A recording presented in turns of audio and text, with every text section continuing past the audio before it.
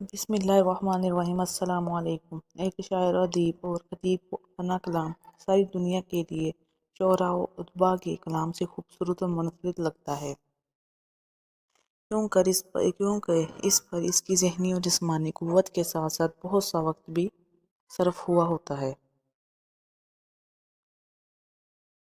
اس کی خواہش و کوشش ہوتی ہے کہ اس کی تحریر و تقریر کو خوب سے خوب تر پذیرائی حاصل ہو، زیادہ سے زیادہ لوگ اسے پڑھیں اور دادیں دیں۔ اگر وہ شاعر ہے تو اس کے لیے اشعار کو دنیا کی سب سے سریلی آواز میں اذان و قوافی کا لحاظ کرتے ہوئے پڑھا جائے۔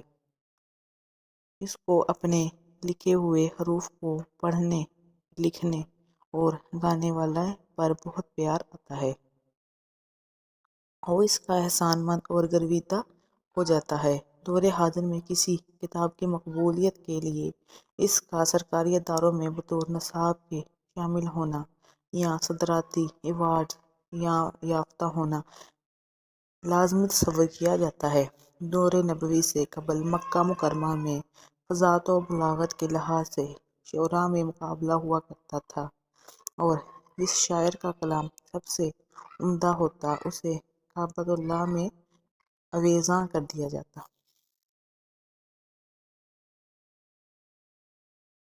7 بڑے شعراء جن میں امر القیس، طرفہ بن العبد، زبیر بن ابی سلمہ، لبید بن رابعہ عمری، عمر بن کلثوم، عنترہ بن شداد اور حارث بن حلزہ شامل تھے۔ ان کے ریشم پر لکھے ہوئے 7 قصائد کعبہ کی دیواروں پر لٹکائے ہوئے تھے، جو ان شعراء اور ان کے کلام کے سب کلاموں سے اعلیٰ و رافع ہونے کی علامت تھی۔ صاحب القرآن نبی اکرم صلی اللہ علیہ وآلہ وسلم کی آمد کے بعد جب قرآن کریم نازل ہوا تو اس کی فصاحت و بلاغت اور حسن بیان کے مقابلے میں ان قصائد کی حیثیت ختم ہو گئی، اور یوں دنیا پر قرآن کریم کی حقیقی سحرانگیزی کا آغاز ہوا، اور تمام شاعروں، ادیبوں اور خطیبوں کو اللہ تعالیٰ نے چیلنج کیا کہ وہ اپنے سب مددگاروں، جنوں، انسانوں اور اپنے معبودوں اور دیوتاؤں سب کی مدد سے ایک آیت ہی بنا ڈالے، لیکن قیامت تک ایسا ممکن نہیں۔ قرآن کریم قیامت تک کے لیے انسانوں کی زندگی کے تمام معاملات کے لیے ایک رہنما کتاب ہے، اور اس کی عظمت و بزرگی اس سے بڑھ کر کیا ہو سکتی ہے کہ یہ خالق کائنات، بادشاہوں کے بادشاہ کا کلام ہے۔ اللہ تعالیٰ نے اس کو پڑھنے، سمجھنے اور غور و فکر کرنے کا حکم دینے کے ساتھ اس کو سننے کا بھی حکم دیا ہے۔ رمضان المبارک میں نماز تراویح کے اندر دنیا بھر میں مسلمان قرآن کریم کو حفاظ کرام کے توسط سے سنتے ہیں۔ قرآن کریم اللہ تعالیٰ کا کلام ہے، اور اسے اپنا کلام اس درجے محبوب ہے کہ حضور اکرم صلی اللہ علیہ وآلہ وسلم نے ارشاد فرمایا کہ اللہ تعالیٰ اتنا کسی طرف توجہ نہیں فرماتے جتنا کہ اس نبی کی آواز کو توجہ سے سنتے ہیں، جو کلام الہی کو خوبصورت آواز میں پڑھتا ہے۔ چونکہ نبی کے اوپر یہ کلام نازل ہوتا ہے، اس لیے اس سے عمدہ پڑھنا کسی دوسرے کے بس میں نہیں ہوتا۔ ایک دوسری حدیث میں ہے کہ اللہ تعالیٰ قاری کی آواز کی طرف اس شخص سے زیادہ کان لگاتے ہیں جو اپنی گانے والی باندی کا گانا سن رہا ہو۔ ارشاد نبوی صلی اللہ علیہ وآلہ وسلم ہے کہ تم میں سے سب سے بہتر وہ ہے جو قرآن سیکھے اور سکھائے۔ حضرات صحابہ کرام کو قرآن کریم کے تعلیم و تعلم سے عشق تھا۔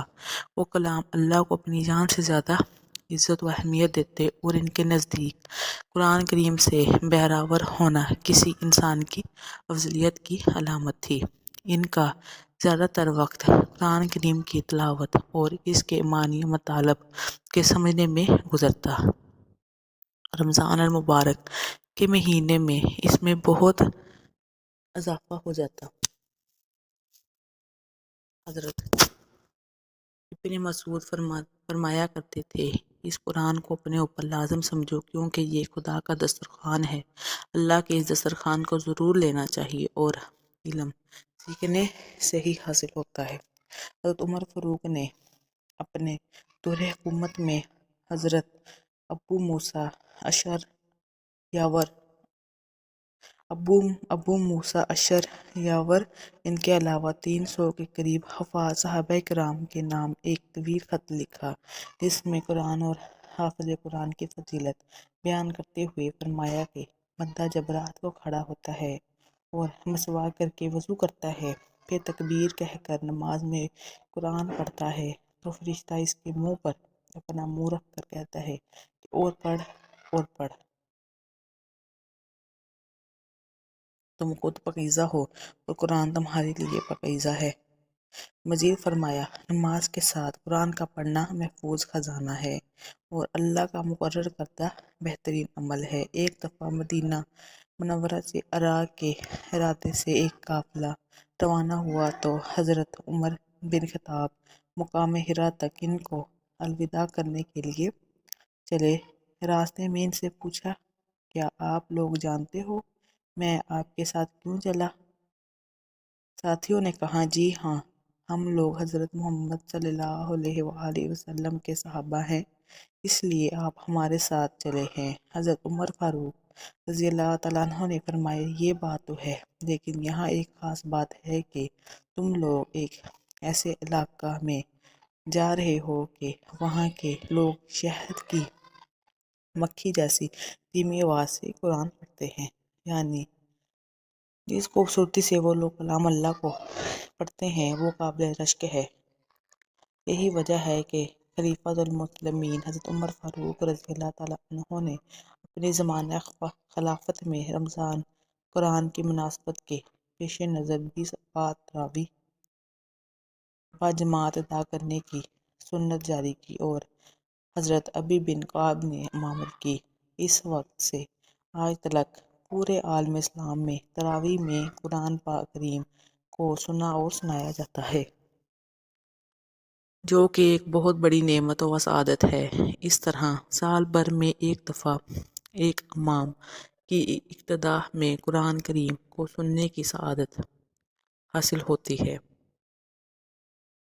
اللہ تعالیٰ کو اپنے کلام سے محبت کرنے والے اور رمضان کی راتوں میں مشقت برداشت کر کے تراویح پڑھانے والوں پر جس قدر پیار آتا ہے، اس کا اندازہ نہیں کیا جا سکتا۔ ہمیں تراویح کے دوران یہ تصور باندھنا چاہیے کہ میرا رب بھی میرے ساتھ اپنے کلام کو سن رہا ہے، اور جو کام خالق کائنات خود کرائے اس کو اپنانے والا خدا کا مقرب